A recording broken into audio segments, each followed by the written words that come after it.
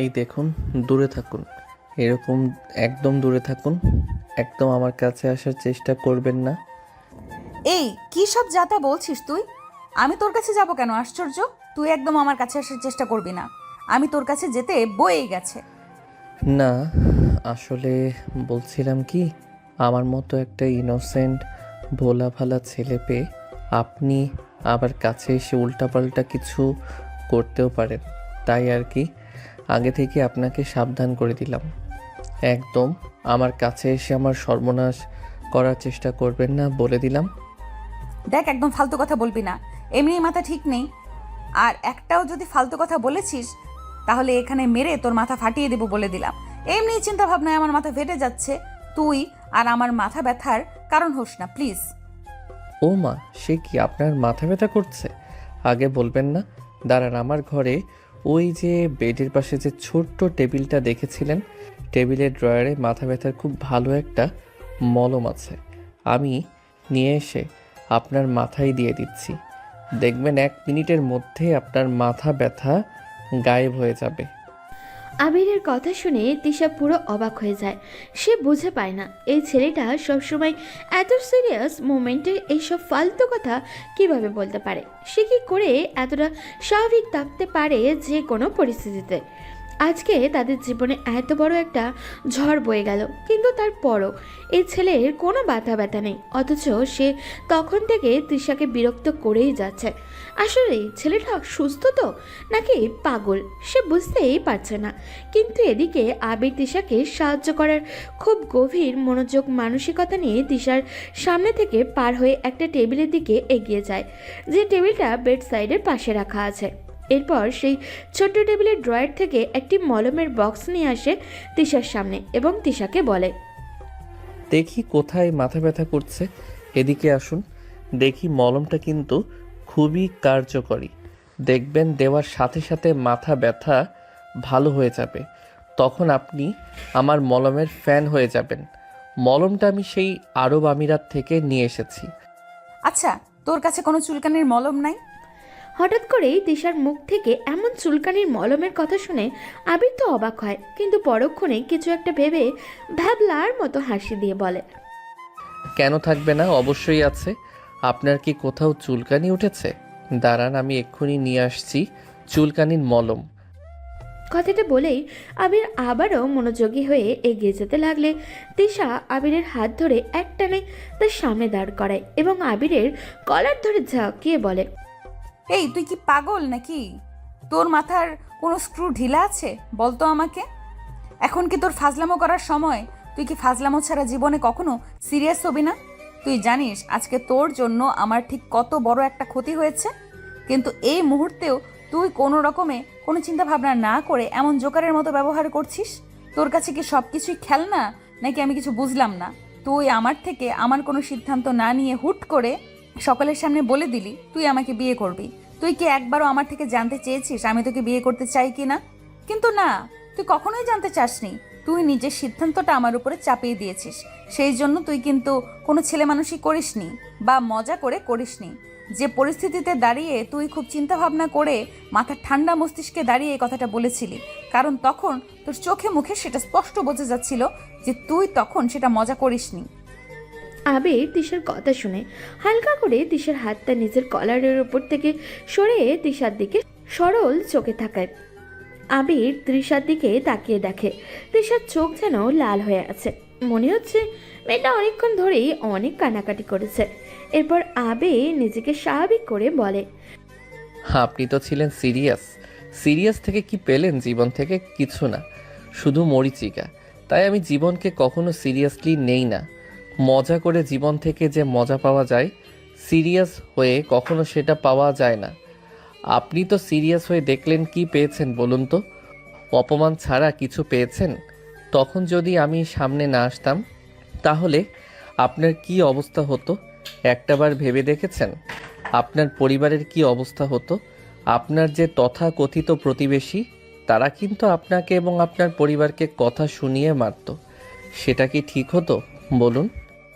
তৃষা আবারও আবিরের চোখের দিকে তাকিয়ে দেখে আবিরের চোখ ভীষণ গম্ভীর কিছু একটা বলতে চাইছে, যেটা হয়তো তৃষা বুঝতে পারছে না। কিন্তু এখন যে কথাগুলো আবির বলল সেটা একটাও ভুল না। আবিরের কথাগুলো শুনে কোনোভাবে মনে হচ্ছিল না যে সে এখন মজা করছে বা সে জীবনে সিরিয়াস নয় বা সেই সিচুয়েশন বোঝে না। তোর কথাগুলো ঠিক আবির, তখন আপনি না থাকলে পরিস্থিতিটা আরো খারাপ হতে পারত। কিন্তু তারপরও এটা আমাদের দুজনের জীবনের একটা এত বড় সিদ্ধান্ত। আমি আপনাকে জিজ্ঞাসা না করে, আমার ইচ্ছের তোয়াক্কা না করে সবার সামনে। বাহ এই একটা ব্যাপারে আপনি খুব সিরিয়াস, তাই না? আমাকে কেন এখনো তুই বা তুমি বলতে পারছেন না? আমি তো আপনার চেয়ে 4 মাসের ছোট, তবু আমাকে আপনি। আপনি আবার ফাজলামো শুরু করলেন। দেখ, দয়া করে আমার সাথে আর মজা করবেন না, আমার মাথা আর নিচ্ছে না। আচ্ছা ফাইন, আর মজা করছি না, তবে সিরিয়াসলি বলছি, আপনি যদি আমাকে আপনি বলা বন্ধ না করেন আমি কিন্তু আবার মজা করা শুরু করব। আপনি কি চান বলুন তো? ওই পরিস্থিতিতে আপনি কেন এই কাজটা করলেন? কেন বললেন যে আপনি আমাকে বিয়ে করবেন?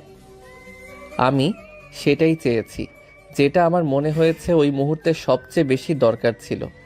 আপনার সম্মান, আপনার পরিবারের সম্মান রক্ষা করা। কিন্তু আমার কি হবে? আমি কি চেয়েছিলাম সেটা একবারও ভাবলেন? আমি তো আপনার বউ হতে চাই না। আমাদের সম্পর্কটা কি ছিল? আপনি আমার ননদের দেবর, মানে আমার ভাবির ছোট ভাই। এর বেশি কিছু তো ছিল না। আর আপনি বা কেন করলেন? আপনি তো সবসময় বিয়েতে বিশ্বাসই করেন না, বলতেন ওটা একটা বোরিং সোশ্যাল কন্ট্রাক্ট। আমি বিয়েতে বিশ্বাস করি না, হ্যাঁ, কিন্তু আমি সম্পর্ক রক্ষায় বিশ্বাস করি। আর আপনি ঠিকই বলেছেন, আপনি আমার ভাবির ছোট বোন। আমাদের পরিবারের ভেতরে আপনার এত বড় অপমান হবে আর আমি সেটা দেখে চুপ থাকবো? আবির কথায় একটি অচেনা কাঠিন্য ছিল যা তৃষাকে অবাক করে। আবির যেন মুহূর্তের মধ্যে সেই চটুল যুবক থেকে একজন দায়িত্বশীল পুরুষে পরিণত হয়েছে। তৃষা অনুভব করলো আবির তাকে কিছু একটা বোঝাতে চাইছে।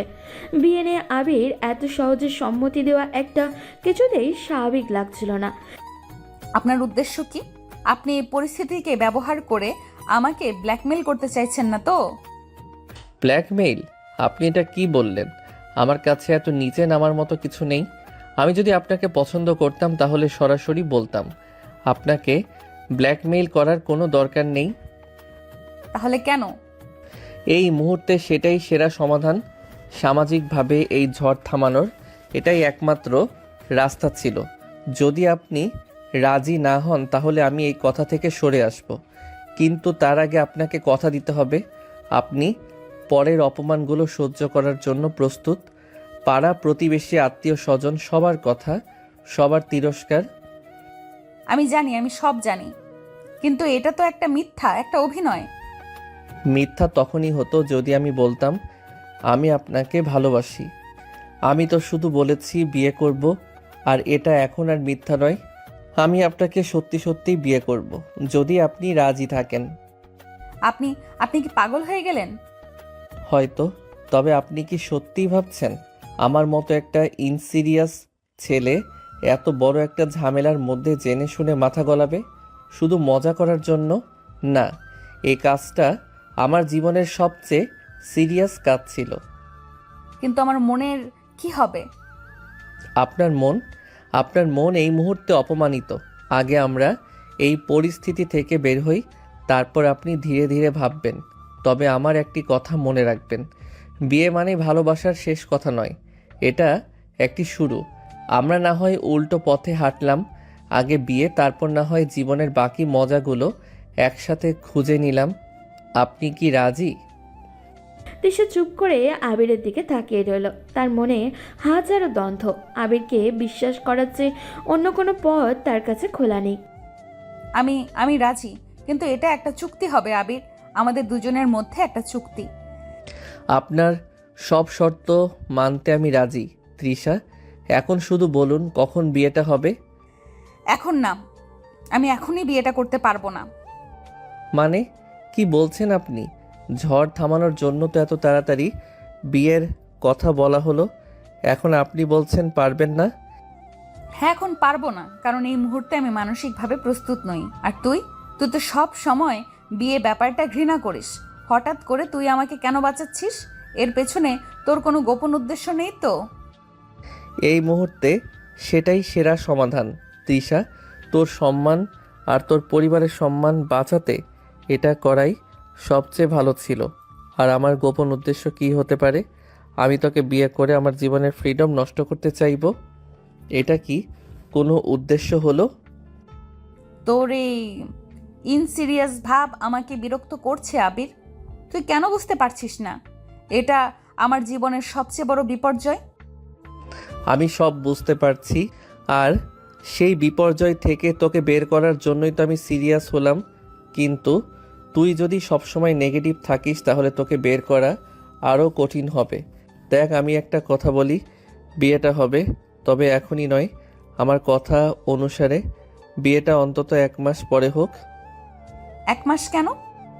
কারণ এর মধ্যে সমাজের লোকজনকে শান্ত হতে সময় দিতে হবে। তারা দেখুক যে আমরা নিজেদের সিদ্ধান্তে অটল আছি। আর এই 1 মাস আমাদের জন্য খুব জরুরি। কিসের জন্য জরুরি? তিশার কাছে কিছুটা এগিয়ে দৃষ্টি গভীর এনে বলে, আমাদের চুক্তির জন্য। যেহেতু তুই আমার উপর কোনো বিশ্বাস রাখতে পারছিস না, তাই এই 1 মাসে আমরা দুজন দুজনকে ভালোভাবে জানবো। আর তুই আমার উপর একটা শর্ত চাপিয়ে দে। এমন একটা শর্ত যা পূরণ করা আমার পক্ষে কঠিন হবে। যদি আমি সেটা পূরণ করতে না পারি তাহলে 1 মাস পরে এই বিয়েটা হবে না। আমি সবার সামনে সব দায়িত্ব নিজের কাঁধে নেব। আবিরের এই প্রস্তাব তিশাকে কিছুটা হতবাক করে। আবির যেন প্রমাণ করতে চাইছে যে তার উদ্দেশ্য পরিষ্কার, কোনো লুকানো মতলব নেই। তার চটুল ব্যবহারের আড়ালে লুকিয়ে থাকা দায়িত্ববোধ এবং প্রকাশও পাচ্ছে। তিশা এক মুহূর্ত চিন্তা করল, আবিরকে বিশ্বাস করার চেয়ে বরং তার জন্য একটি অসম্ভব শর্ত রাখাটাই বেশি নিরাপদ মনে হলো। ঠিক আছে, আমি তোর শর্ত মানতে রাজি। বিয়েটা 1 মাস পরে হবে, আর আমার একটা শর্ত আছে। বলুন, আমি আপনার সব শর্ত মানতে প্রস্তুত। এই 1 মাস তুই আমাদের বাড়িতে থাকবি। আমার বাবা মা ভাইয়া ভাবি সবার সাথে থাকবি। শুধু তাই নয়, তোকে এমনভাবে থাকতে হবে যেন তুই সত্যিই আমাকে প্রচণ্ড ভালোবাসিস। তুই আমার সাথে ফ্লার্টিং করবি, মজা করবি, কিন্তু আমি যখনই তোকে এই চুক্তি থেকে সরে আসতে বলবো তখনই তুই কোনো প্রশ্ন না করে সরে আসবি। বাহ, এটা তো আমার জন্য কোনো কঠিন কাজ নয়। ফ্লার্টিং আর মজা করা তো আমার স্বভাব। আর তোকে ভালোবাসার ভান করা, সেটাও বেশ মজার হবে। কিন্তু তুই আমার কাছে কি চাস? আমি তোকে বিরক্ত করব না নাকি? এটাই কঠিন শর্ত আবির। তোর এই ইনসিরিয়াস স্বভাবটা আমি সহ্য করতে পারি না। আমার শর্ত হলো এই 1 মাস তুই একটিবারের জন্য আমার সাথে কোনো ফাজলামো বা মজা করবি না। কোনো ফ্লার্টিং নয়, কোনো উল্টোপাল্টা কথা নয়। তুই এই 1 মাস আমার কাছে একদম সিরিয়াস থাকবি। হতবাক হয়ে তিশার দিকে তাকালো। তার মুখের হাসিটা পুরোপুরি মুছে গেল। কি বলছেন আপনি? সিরিয়াস? 1 মাস? হ্যাঁ, এটাই আমার শর্ত। যদি তুই এই 1 মাস একটিবারের জন্য সিরিয়াসনেস ভাঙিস বা আমার সাথে কোনো ফালতু কথা বলিস তাহলে এই চুক্তি বাতিল। তুই কি রাজি? এটা আপনি খুব বাজে শর্ত দিলেন তৃষা। এটা আমার পক্ষে অসম্ভব। আমার মনে হয় আপনি আমাকে বিয়ে করতে চান না, তাই এই অসম্ভব শর্ত দিয়েছেন। তুই চাইলে এই চুক্তি এখনই বাতিল করতে পারিস আবির। না, আমি বাতিল করব না। যদি এটা আপনার শর্ত হয় তবে তাই হোক। আমি এই 1 মাস সিরিয়াস থাকব। আপনার শর্ত আমি মেনে নিলাম। আবিরের স্বীকারোক্তি শুনে তিশা এবার পুরোপুরি নিশ্চিন্ত হলো। সে জানতো আবিরের মতো একজন মানুষ 1 মাস মজা না করে থাকতে পারবে না। তার মনে 1 মাস পরে আবির নিজেই এই সম্পর্ক থেকে বেরিয়ে যাবে এবং তিশাকে কোনো চাপ নিতে হবে না। কিন্তু আবির চোখে এক নতুন জেদ দেখতে পেল। তিশা যে জেদ এর আগে কখনোই দেখেনি। যাওয়ার জন্য ঘুরে দাঁড়িয়ে দরজার দিকে এগোতে ঘাড় ঘুরিয়ে তিশাকে বলল, আপনি যে 1 মাস অপেক্ষা করতে চাচ্ছেন, এর মধ্যে যদি আবার আপনার সাথে সে খারাপ কিছু করার চেষ্টা করে তখন? আমি 1 মাস খুব সাবধানে থাকবো। বাড়ি থেকে বের হব না, যেন এমন পরিস্থিতির সম্মুখীন আমাকে আর কখনো হতে না হয়। ঠিক আছে, আমি কাল সকালে আসছি। আবির চলে গেল। তিশা ঘরের মেঝেতে বসে পড়ল। 1 মাস, মাত্র 30টা দিন। সে আবিরের উপরে অসম্ভব একটি শর্ত চাপিয়েছে। 1 মাস পুরোপুরি সিরিয়াস থাকা। তিশা জানে আবিরের মতো চঞ্চল ছেলের পক্ষে এটা সম্ভব নয়। সে অপেক্ষা করতে লাগলো কবে আবির প্রথমে ফালতু একটা কথা বলবে এবং সেই সম্পর্ক থেকে মুক্তি পাবে। পরদিন সকাল, তখন প্রায় 10টা। তৃষা নিচের ড্রয়িং রুমে বসে কাগজ পড়ছিল। আবির তার হাতে একটা মাঝারি ট্রাভেল ব্যাগ নিয়ে প্রবেশ করলো। তার মুখে সেই চিরচরিত বাঁকা হাসিটা অনুপস্থিত, মুখটা একদম শান্ত আর সিরিয়াস। আপনি কি এখন ব্যস্ত তৃষা? না, তুই তুই চলে এসেছিস? আপনি কালই তো বলেছিলেন আমি যেন কাল সকালে আসি। আমি কথা দিয়েছি, তাই চলে এলাম।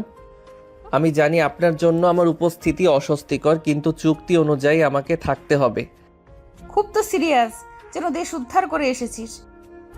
আমি সিরিয়াস, আপনিই তো শর্ত দিয়েছেন, আমি শর্ত ভঙ্গ করব না। এখন আমি আপনার অনুমতি নিয়ে ভেতরে প্রবেশ করতে চাই, কারণ এই বাড়িটা আপনার বাবার। কি নাটক শুরু করেছিস তুই? ভেতরে আয়, বাবা মা তোকে তো চেনেই না। আবির ব্যাগ নিয়ে ভেতরে ঢুকলো। তিশার বাবা মা এবং তিশার বড় বোন আবিরের ভাবি খুব খুশি হলেন। আবির সবার সাথে খুব ভদ্র এবং গুছিয়ে কথা বলছে। তিশার ভাবি আবিরকে তার নিজের ঘরে থাকার প্রস্তাব দিতেই আবির সেই সিরিয়াস ভঙ্গিতে মাথা নাড়ালো। ধন্যবাদ ভাবি, কিন্তু আমি তৃষার রুমের পাশে একটা রুম নেব। আমার কিছু ফাইল নিয়ে কাজ করতে হবে।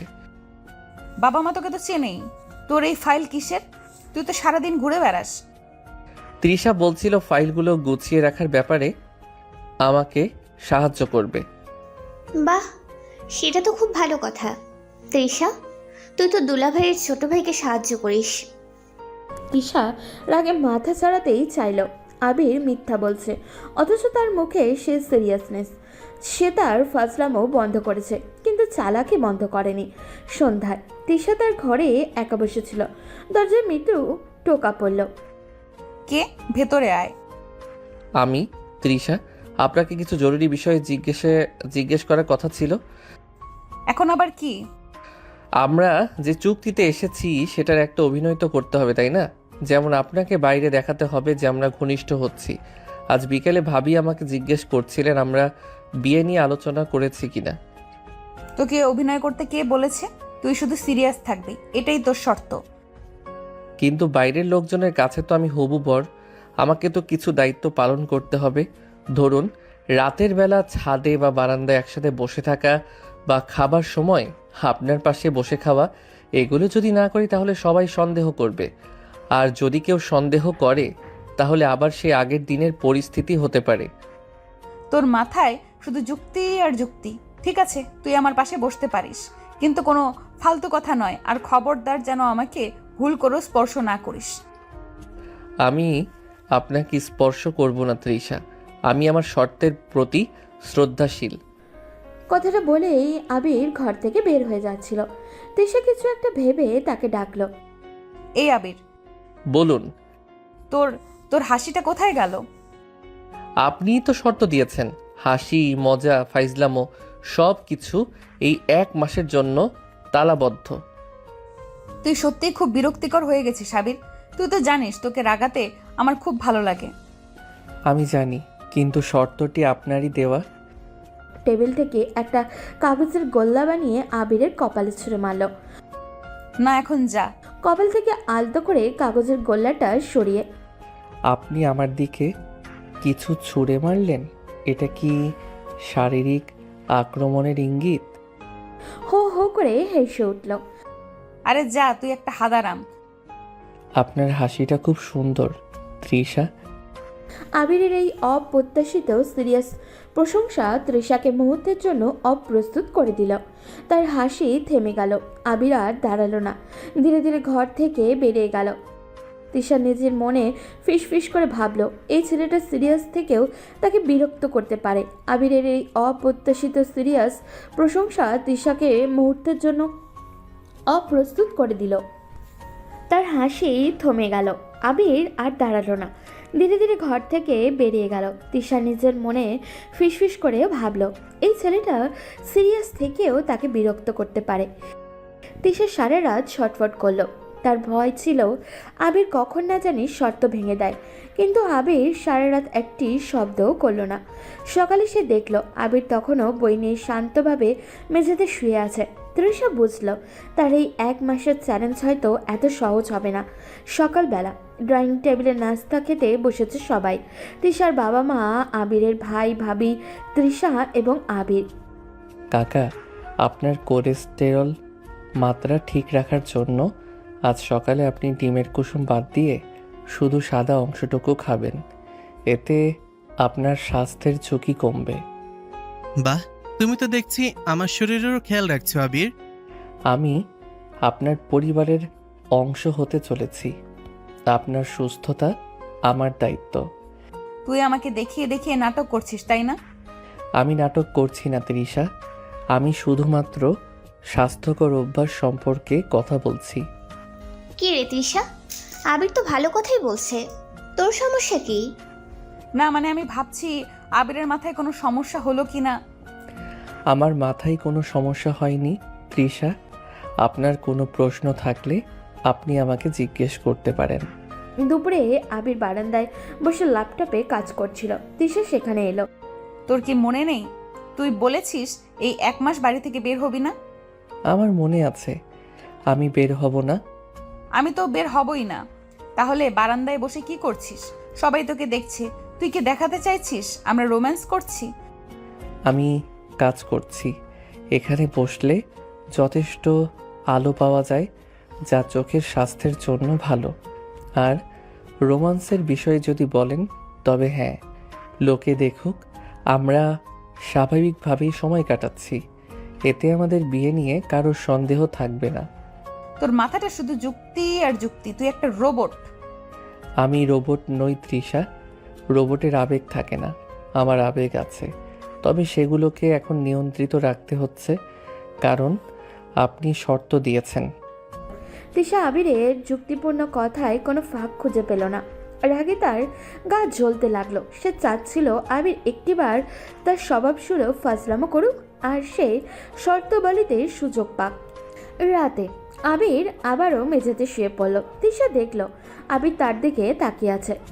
এভাবে তাকিয়ে আছিস কেন? তোর কি ঘুম আসছে না? আপনি বললেন আমি যেন আপনাকে বিরক্ত না করি, তাই আমি শুধু দেখছিলাম আপনার ঘুমের কোনো সমস্যা হচ্ছে কিনা। না, কোনো সমস্যা হচ্ছে না। তুই কি সারা জীবন এইভাবেই সিরিয়াস থাকবি? যতক্ষণ আপনার শর্ত থাকবে ততক্ষণ থাকবো। শোন, কাল সকালে আমার সাথে তোকে বাজারে যেতে হবে। আপনি তো বলেছিলেন আপনি বাড়ি থেকে বের হবেন না, আর আমাকেও বের হতে নিষেধ করেছিলেন। আমার বাজারের ব্যাগ ধরে নিয়ে যাওয়ার জন্য একজন লোক দরকার, তুই আমার সঙ্গী হবি। তুই কি রাজি? আপনি যদি বলেন তবে আমি যেতে রাজি, তবে বাজারে গিয়ে আমি কোনো ফালতু কথা বলবো না। তৃষা বুঝতে পারল বাজারের লোকজনের সামনে আবিরের সিরিয়াস থাকার ভান করাটা সহজ হবে না। সেখানে হয়তো আবির শর্ত ভেঙে ফেলবে। তৃষা মনে মনে হাসলো। অবশেষে আবিরকে হারানো সম্ভব হতে চলেছে। পরদিন সকাল, তৃষা আর আবির বাজারে গেল। তৃষা একটি ঝলমলে হলুদ শাড়ি পরেছে আর আবির পরেছে ফর্মাল শার্ট প্যান্ট। আবিরের মুখে সেই কঠোর সিরিয়াস ভাবটি বজায় আছে। কিরে, তোর কি গরম লাগছে না? এত টাইট হয়ে আছিস কেন?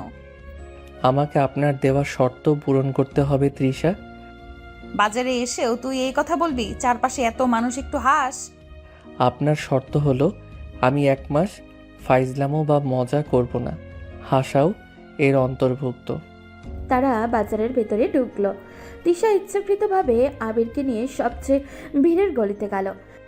এই, আমার ব্যাগটা ধর আর দেখ, আমি যে সবজিগুলো দেখাবো সেগুলোই কিনবি। ঠিক আছে। তৃষা একটি দোকানে গিয়ে দাম নিয়ে দরদাম শুরু করলো। একজন সবজি বিক্রেতা আবিরকে দেখে হাসতে শুরু করলো।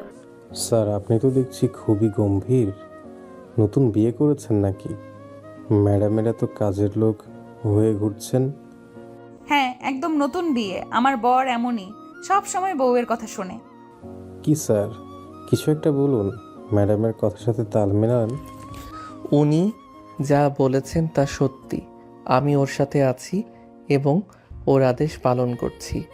দামের বিষয়ে আপনার সাথে আলোচনা করাটা আমার কাজের মধ্যে পড়ছে না।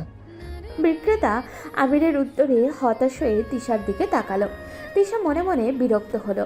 আবির এত চাপের মধ্যেও নিজেকে সামলে রাখছে। এরপর তিশা তাকে মাছের বাজারে নিয়ে গেল। চারিদিকে কাদা আর ভিড়। এই দেখ, এখন আমার হাত নোংরা হবে। তুই এই ইলিশ মাছটা ধরে দেখ তাজা কিনা। আপনি মাছ স্পর্শ করার আদেশ দিয়েছেন, কিন্তু তাজা কিনা তা বোঝার দায়িত্ব আমার নয়। তবে আমি আপনার জন্য ব্যাগটা ধরে রাখছি। তুই কি চাস বলতো? আমি তোকে বিয়ে করব না তাই তুই জেদ দেখাচ্ছিস? আমি আপনাকে বিয়ে করব কিনা সেই সিদ্ধান্ত 1 মাস পরে হবে। আমি শুধু আপনার দেওয়া শর্ত পালন করছি। হঠাৎ করেই ভিড়ের মধ্যে একজন লোক এসে তিশাকে ধাক্কা মারল। তিশা টাল সামলাতে না পেরে প্রায় পড়ে যাচ্ছিল। দ্রুত তৃষাকে নিজের দিকে টেনে ধরল। এক হাতে তৃষার কোমরের কাছে ধরে তাকে সোজা করল। ঠিক আছেন আপনি তৃষা? আবিরের স্পর্শে চমকে গেল ও। আবিরের বুকে প্রায় লেগে গেছিল সে। হ্যাঁ ঠিক আছি। তুই তুই আমাকে ধরলি কেন? ভিড়ের মধ্যে আপনার ভারসাম্য নষ্ট হয়েছিল, আপনি পড়ে যেতে পারতেন। আপনাকে ধরে রাখাটা পরিস্থিতি অনুযায়ী দরকার ছিল। এটি ফাইজলামো নয়, প্রাথমিক সুরক্ষা। আবিরের যুক্তি এবং তার স্পর্শ দুটোর ধাক্কাতে তিশা কিছু সময়ের জন্য কথা বলতে পারল না। আবির আবার তার ব্যাগ হাতে নিল এবং স্বাভাবিকভাবেই দাঁড়ালো। ঠিক আছে চল, আর কিছু কিনতে হবে না, আমার পেট ভরে গেছে। আমরা কি এখন বাড়ি ফিরবো তৃষা? চল। বাড়ি ফেরার পথে আবির পুরোটা সময় শান্ত ছিল। তিশার পাশে পাশে হেঁটে এলো। তিশা ভেতরে তখন অস্থিরতা। আবির যুক্তি আর সিরিয়াসনেস তার কাছে হার মানছে। সে ভাবলে হয়তো আবিরকে দিয়ে ঘরের কাজ করিয়ে বা বাইরে ঘুরতে শর্ত ভাঙানো সম্ভব নয়। সন্ধ্যায় আবির বারান্দায় বসেছিল। আমি তোকে একটা শেষ সুযোগ দিচ্ছি। তুই যদি মনে করিস এই 1 মাস তুই সিরিয়াস থাকতে পারবি না, তাহলে এখনই বল, আমি এই চুক্তি বাতিল করে দিচ্ছি। আমি কেন বাতিল করব? আমি আমার শর্ত পালন করছি। তুই কি আমাকে দেখাতে চাস তুই একজন আদর্শ স্বামী হতে পারিস? আমি আপনাকে দেখাতে চাই আমি আমার কথা রাখতে পারি। ঠিক আছে, তাহলে কাল সকালে আমাদের বাড়িতে আমার এক বান্ধবী আসছে। তাকে বলবি আমি তোর জন্য একজন আদর্শ বউ হতে পারি না। আমি মিথ্যা বলবো না তৃষা। তুই আমার নামে মিথ্যা বলবি না। আমি আপনাকে মিথ্যা অপবাদ দেব না। আপনি আমার হবু স্ত্রী। আমি আপনার সম্মানহানি করতে পারি না। আবিরের এই আচরণে তৃষা বেশ হতবাক হয়ে গেল। আবির তার ব্যক্তিত্বের পুরো উল্টো দিকে হাঁটা শুরু করেছে। তৃষা বুঝতে পারল তার চ্যালেঞ্জ উল্টো তাকেই বিপদে ফেলেছে। আবিরকে শর্ত ভাঙতে বাধ্য করার জন্য তৃষা এবার নতুন কৌশল নিল। পরদিন সকাল, তৃষার বান্ধবী নীলা তাদের বাড়িতে এলো। নীলাকে দেখে আবির সোফা থেকে উঠে দাঁড়ালো। তার মুখে কঠোর সিরিয়াসনেস বজায় রইল।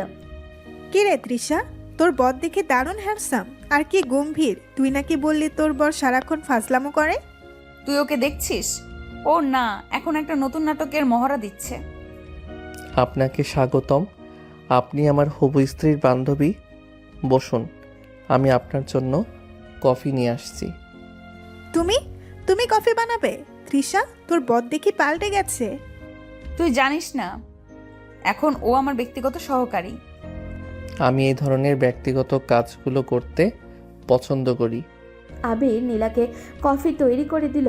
এরপর সে তৃষার পাশে বসে সিরিয়াস ভঙ্গিতে বসলো। আবির, তোমার সাথে কিছু কথা ছিল। তৃষা কেমন মেয়ে সেটা তো আমি জানি না। তোমাদের বিয়েটা নিয়ে আমার কিছু চিন্তা আছে। আপনি নির্ভয়ে আপনার চিন্তাগুলো প্রকাশ করতে পারেন। আমি ধৈর্য ধরে শুনব। তৃষা খুব বদমেজাজি, খুব রাগী, আর ও সম্পর্ক নিয়ে খুব সিরিয়াস। ও কি তোমাদের এই চুক্তির কথা জানে? যদিও পরে জানতে পারে তাহলে কিন্তু খুব সমস্যা হবে। আমি তাকেই বিয়ে করছি যার বদমেজাজ আর রাগ আমার কাছে গ্রহণযোগ্য। আমরা সব বিষয়ে আলোচনা করেই এই সিদ্ধান্ত নিয়েছি। আমাদের মধ্যে কোনো গোপন চুক্তি নেই। কি বলছো তুমি? তৃষা, ও এসব কি বলছে? তোর কি মনে হয় আমরা কি হাসতে হাসতে এত বড় একটা সিদ্ধান্ত নিয়েছি? কিন্তু আমি তো জানি তৃষা, তুই আর কোনোদিন বিয়ে করবি না, ঠিক করেছিলি। তৃষার হাত নিজের হাতের খুব কাছে এনে রাখলো, তবে স্পর্শ করলো না। তৃষা বিয়েতে বিশ্বাস করতো না, কারণ সে কোনো দায়িত্বশীল পুরুষ দেখেনি। আমি তাকে প্রতিশ্রুতি দিয়েছি আমি তাকে হতাশ করব না, আমি তাকে সারা জীবন সম্মান দেব। বাহ আবির, তুমি তো অন্যরকম। তুই কি দেখছিস এটা ওর অভিনয়? তোর এমন আদর্শবাদী বরকে দেখলে তো আমারও হিংসা হয়। আচ্ছা, তিশা কি তোমার জন্য আদর্শ স্ত্রী হবে? ও তো কাজের ব্যাপারে কিছুই জানে না। তিশা এবার চ্যালেঞ্জ ছুটছিল আবিরের দিকে। আবির কি সত্যি বলবে যে সে তিশাকে আদর্শ স্ত্রী মনে করে না? তাহলে তো সে চুক্তি ভেঙে ফেলবে। তৃষা আদর্শ স্ত্রী হবে কিনা সেটা নির্ভর করে আমি তার কাছে কি চাই তার উপর। আমি এমন স্ত্রী চাই না যে সারাদিন রান্নাঘরে থাকবে। আমি এমন একজন সঙ্গী চাই যে আমার পাশে থাকবে। আর আমি মনে করি তৃষা সেই সব গুণের অধিকারী যা আমার জীবনের জন্য অপরিহার্য। কি মিষ্টি কথা। তুই কি সত্যি এই কথাগুলো বলছিস? আমি সবসময় সত্য কথা বলি তৃষা, এটাই আমার সিরিয়াসনেস। নীলা চলে যাবার পর তিশা রাগে আবিরের ঘরে গেল। আবির তখনও সোফায় বসে বই পড়ছিল। তুই আমাকে পাগল করে দিচ্ছিস। কেন তুই আমার নামে মিথ্যা কথা বলছিস না? তুই আমাকে আদর্শ স্ত্রী বললি কেন? আমি আপনার নামে মিথ্যা অপবাদ দিতে পারি না তৃষা। আমি তো মিথ্যা বলিনি। আমি বলেছি আমার কাছে আদর্শ স্ত্রী হওয়ার জন্য যে গুণগুলো দরকার তা আপনার আছে। আমি তো বলিনি আপনি রান্না ভালো করেন। তোর চালাকি আমি বুঝি। তুই আমাকে অপমান না করে অন্যভাবে শর্ত মানছিস। আমি চ্যালেঞ্জ নিয়েছি, আমি হারব না। এই 1 মাস আমি আপনার সব শর্ত মানব। আপনি আমাকে অপমান করুন, রাগ দেখান, কিন্তু আমি মজা করব না। আপনি কি চান আমি আপনার মন থেকে সম্মান হারিয়ে ফেলি? আমি চাই তুই হাস, তুই ফাজলামো কর। আমি সেটা করতে পারি না। আবিরের জেদ তিশাকে নতুন চিন্তায় ফেলল। আবির মজা ছেড়ে দিয়েছে, কিন্তু তার যুক্তি এবং সিরিয়াসনেস এখনও আরও বিপজ্জনক। তিশা এবার আরও সরাসরি এবং চরম পথ বেছে নেবে বলে ঠিক করলো। গভীর রাত, বাড়ির সবাই তখন ঘুমিয়ে। আবির তার ঘরে বসে ল্যাপটপে কাজ করছিল। দরজায় মৃদু টোকা পড়ল। আবির দরজা খুলতেই দেখলো তার বড় ভাই দাঁড়িয়ে আছেন। তিনি শান্ত, তবে চোখের গভীর উদ্বেগ। আয়, দরজাটা বন্ধ কর। আবির ভাইয়ের নির্দেশে দরজা বন্ধ করলো। ভাই ভেতরে এসে চেয়ারে বসলেন। আবির নীরবে তার সামনে দাঁড়ালো। তুই এখনো বিয়ে করছিস না কেন? 1 মাসের শর্ত আছে ভাই। শর্ত তোর কাছে এখন তুচ্ছ হওয়া উচিত। তুই কি জানিস তারা এখনো বড় ষড়যন্ত্র করছে? তৃষা এবং তোর ভাবির বোন এবং আমাদের পরিবারের ক্ষতি করার জন্য তারা সুযোগ খুঁজছে। আমি জানি, তাই আমি তাদের গতিবিধি পর্যবেক্ষণ করছি। পর্যবেক্ষণ? তুই কি পুলিশের গোয়েন্দা? এই পরিস্থিতিতে তুই কেন তাদেরকে এই সুযোগটা তৈরি করে দিচ্ছিস? তো দেরি করা মানেই তো বিপদ বাড়ানো। তোকে এখনই তৃষাকে বিয়ে করতে হবে। আপনি শান্ত হন ভাই। আমি জেনে শুনেই 1 মাসের সময় নিয়েছি। কেন? তৃষার রাগ ভাঙানোর জন্য? না, এই 1 মাসে আমি তাদের বিশ্বাস অর্জন করতে চাই। তৃষার বাবা মা এবং আপনাদের পরিবারের সবার কাছে প্রমাণ করতে চাই যে আমি সিরিয়াস। তারপর যখন তারা আমাদের বিয়ে নিয়ে চূড়ান্তভাবে নিশ্চিত হবে, তখনই আমি আমার আসল কাজ শুরু করব। তোর আসল কাজ কি সেটা? আপনি জানেন, যেদিন আমাদের বাড়িতে সেই ঘটনা ঘটে সেদিন তৃষার বাবা কিছু জরুরি ফাইল সই করতে অস্বীকার করেন। সেই ফাইলগুলো এখন সেই লোকটির হাতে যে তৃষার সম্মানহানি করতে চেয়েছিল। কি বলছিস তুই? ফাইলগুলো? হ্যাঁ, সেই ফাইলগুলো ফিরিয়ে আনা আমার আসল উদ্দেশ্য। আমি বিয়ে না করলে সেই লোকটা ভাববে তৃষা একা আছে। সে তার ষড়যন্ত্র আরও বড় করবে। তুই কি বলছিস? সেই লোকটা শুধু তৃষার সম্মান নষ্ট করতে চায়নি, এ ব্যবসা আর পারিবারিক সম্পত্তিও হাতিয়ে নিতে চেয়েছিল। এই কারণেই আমি চুপচাপ আছি। আমি তাকে বিশ্বাস করাতে চাইছি যে আমরা কেবল দাম্পত্য কলহে ব্যস্ত। সে যত নিশ্চিন্ত হবে তত সে বড় ভুল করবে। আর সেই ভুলের সুযোগেই আমি তার কাছ থেকে সব প্রমাণ এবং ফাইল উদ্ধার করব। কিন্তু তুই এই পুরো বিষয়টা একা সামলাতে যাচ্ছিস কেন? আমাদের বলিসনি কেন? আপনারা জানলে স্বাভাবিক থাকতে পারতেন না। তৃষা এখনই মানসিক চাপে আছে। সে জানলে আরও ভেঙে পড়বে। তাই এই 1 মাস আমি নিজেকে এমনভাবে সবার সামনে তুলে ধরবো যাতে কেউ সন্দেহ না করে। ভাই তুই খুব বড় ঝুঁকি নিচ্ছিস। আবির, বড় ঝুঁকি না নিলে বড় কিছু পাওয়া যায় না। তৃষা যদি 1 মাস পর আমাকে বাতিল করে দেয় তবে তাও ভালো, আমার কাজ শেষ। আর যদি সে আমাকে মেনে নেয় তবে সে আমার সব পরিকল্পনার অংশ হবে। আপনি চিন্তা করবেন না, আমি সব সামলে নেব। ঠিক আছে, তোর উপর আমার আস্থা আছে, কিন্তু তুই সাবধানে থাকিস। তোর এই সিরিয়াসনেস যেন কেউ জানতে না পারে। কেউ জানবে না ভাই, এটা আমাদের গোপন চুক্তি। এখন আপনি যান, কেউ দেখে ফেললে সন্দেহ করবে। আবিরের ভাই নিঃশব্দে ঘর থেকে বেরিয়ে গেলেন। আবির আবার ল্যাপটপে ফিরল। তার চোখে এখন আর কেবল সিরিয়াসনেস নেই, আছে একটা ঠান্ডা এবং গভীর প্রত্যয়। এই 1 মাসের চ্যালেঞ্জটা শুধু তৃষাকে নিয়ে নয়, এটি একটি অদৃশ্য শত্রুর বিরুদ্ধে এক বড় লড়াই। তৃষা হয়তো ভাবছে আবির হেরে যাবে, কিন্তু আবির জানে সে হারতে আসেনি। পরের কয়েকটা দিন আবির আর তৃষার খুনসুটি অদ্ভুতভাবে বাড়তে থাকলো। তৃষা যত তাকে রাগানোর চেষ্টা করে, আবির তত বেশি যুক্তি দিয়ে তাকে চুপ করিয়ে দেয়। তবে তাদের মধ্যে এই ঠান্ডার লড়াইয়ে একটি অনাকাঙ্ক্ষিত ঘনিষ্ঠতা তৈরি হতে থাকে। একদিন দুপুরে তৃষা বারান্দায় বসে ফোন দেখছিল। আবির তার পাশে এসে চুপচাপ দাঁড়ালো। এইভাবে দাঁড়িয়ে কি করছিস? যা যা, তোর ঘরে গিয়ে কাজ কর। আমি আপনার আশেপাশে থাকতে পছন্দ করি তৃষা। এতে আমি নিশ্চিত হতে পারি যে আপনি সুরক্ষিত আছেন। আপনার চারপাশে আমার উপস্থিতি